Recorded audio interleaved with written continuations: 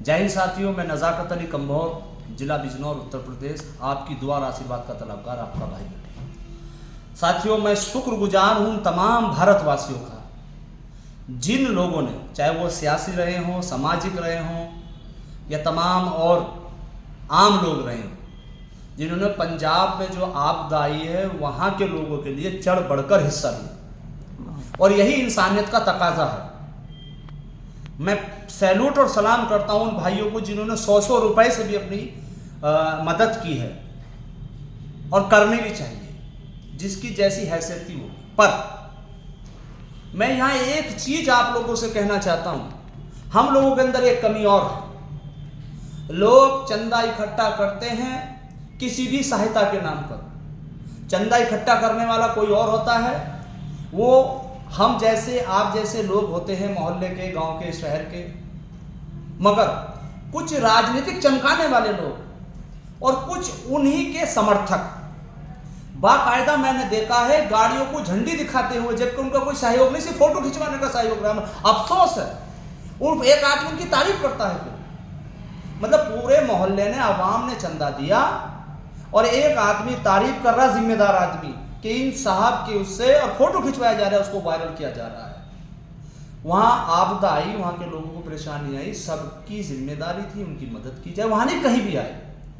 अब कुछ मदद करने वाले लोगों का एक ट्रेंड नया चला है, वो कहते हैं हम बड़े समाज सेवी। बहुत अच्छी बात है, आप समाज सेवी हैं, अपने घर में आग लगाइए, अपने पास से दीजिए। आप QR कोड क्यों जारी करते हो? लोगों से फेसबुक व्हाट्सएप पे क्यों चंदा मांग रहे हो? आपसे कोई कह रहा है आप मदद कीजिए, आप जिसकी जितनी औकात हैसियत होती है वो करता है।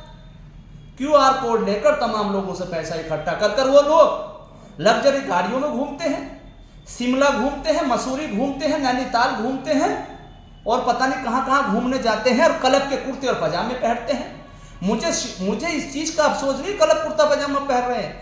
आप लोगों की मदद के नाम पर चंदा लेकर उसका गलत इस्तेमाल करते हैं। इसलिए मैं कहता हूं, जो भी किसी काम के लिए चंदा दे, उस चंदे की निगरानी करे कि हमारा चंदा कहां जा रहा है, कैसे जा रहा है, कैसे नहीं जा रहा है। ये जो चंदा चोर है, इन चंदा चोरों की चोरी बंद कीजिए।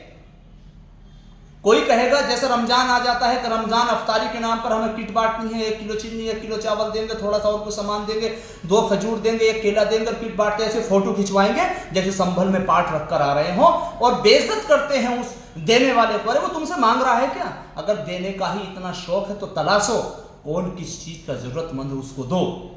जो देने वाले को, रहने वाले को पता चले, बाकी किसी को नहीं चले। आप सोशल मीडिया पर फेसबुक व्हाट्सएप खेलते हैं अपनी राजनीति अच्छी करने के लिए, अच्छी राजनीति को चमकाने के लिए।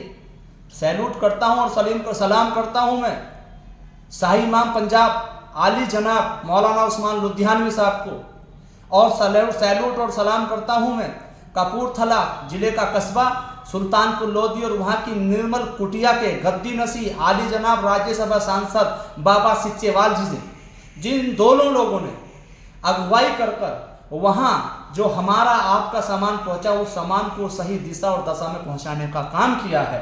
काबिल तारीफ है ये लोग, ऐसे समाज के लोग, ऐसे नेतृत्व करने वाले लोग। वरना कुछ सामान तो ऐसा होता था कि बहुत सारे लोगों पर रह जाता था और बहुत सारे लोगों पर नहीं पहुंचता था। बहुत का घर बढ़ जाता था, बहुत का नहीं, मगर वहां सबको सामान पहुंचा गया है। अभी कई लोगों के फोन मुझ पर आए, कहाँ जाना, कैसे जाना, रास्ता भी बताया हमने। एक साहब का एक नया वाक्य, मेरे वाक्य में नया वाक्य इसलिए कहूंगा, मुझे अफसोस है इस चीज का।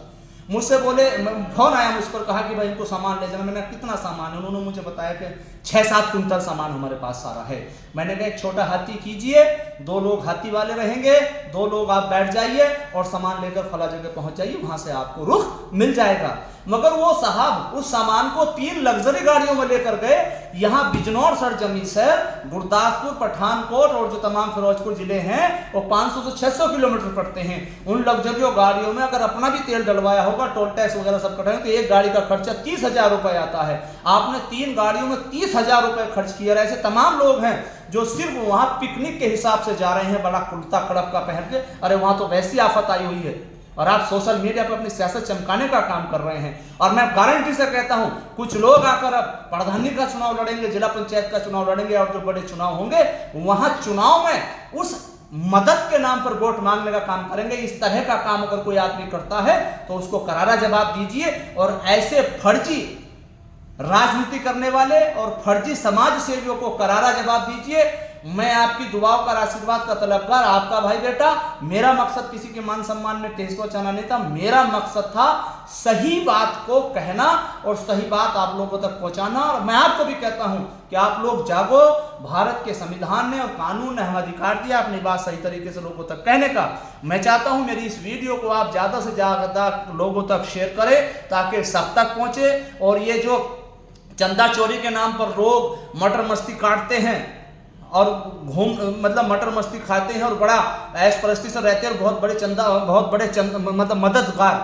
बड़े मददगार अपने आप को समझते हैं, उनको सबक सिखाया जाए। इसलिए ये मेरा कहने से नहीं होने का, कुछ भी आप लोगों को करना पड़ेगा। अपनी बात को मजबूती से कहना सीखो।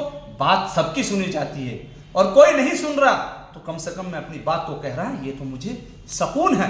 इसलिए फिर मैं कहता हूं मेरी बात कहने सुनने में किसी के मान सम्मान को ठेस पहुंची हो तो मुझे माफ करना। जय राष्ट्रीय एकता, जय भारत। इस देश के दुश्मन हो जा गारत। जय हिंद।